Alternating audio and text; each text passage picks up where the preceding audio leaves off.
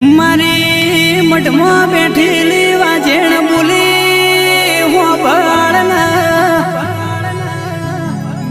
9 महीने जो तारा घेर पारणो ना बंधावो दूध जेवो दीकरो ना आलो तो तारा घर में दिवेल लीधेलो दुनिया जोड़शे नहीं।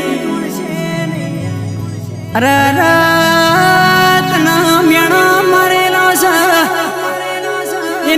मुढे तारा वखण ना कराऊं तो तारा मढमा बैठेली माता नहीं। बापो मारी 9 महीने